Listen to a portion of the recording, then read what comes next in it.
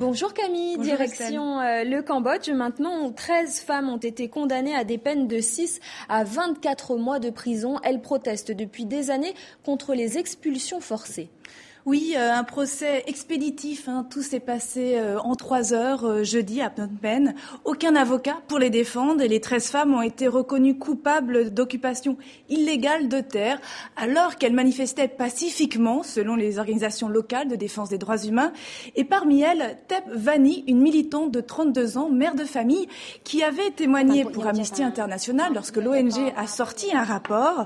C'est dans la capitale, autour du lac Boenkek, qu'elle se bat contre les autorités. Dans cette zone, 20 000 personnes ont été expulsées depuis 2008, depuis qu'une société privée a obtenu un bail pour exploiter les terrains. L'été dernier, Thep Vanny avait cru gagner la bataille. Le Premier ministre avait promis de redistribuer les terres.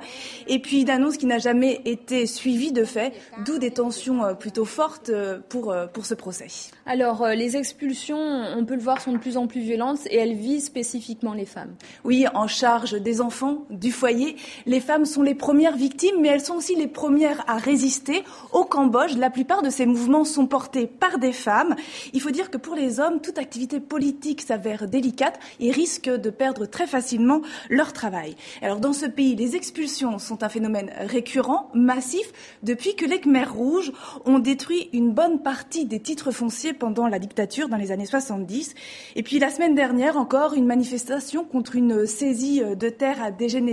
Des affrontements ont éclaté entre policiers et villageois et une jeune fille a été tuée par balle.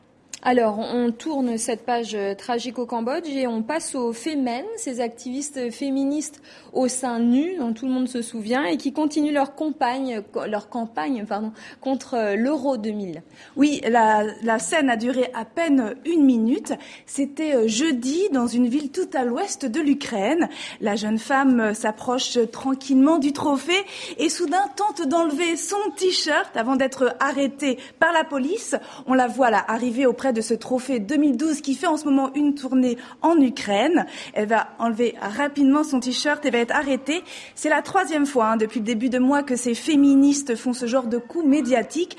Leur objectif, dénoncer le tourisme sexuel que va engendrer l'Euro 2012 qui commence dans ce pays à partir du 8 juin. Alors, pour finir, un reportage que nous pouvons découvrir sur le site de TV5 Monde. Oui, le site Terrienne, un reportage dans le Kurdistan irakien où le gouvernement régional a adopté une loi contre les violences faites aux femmes et mis en place des tribunaux spécifiques. Une belle avancée dans cette région d'Irak, autonome depuis près de 10 ans. Mais les femmes hésitent encore à porter plainte. Il faut encore de la formation, de la prévention auprès des juristes, des policiers et puis des médecins. Voilà, plus de détails sur notre site Terrienne dont l'adresse s'affiche en ce moment sur vos écrans. Merci beaucoup Camille.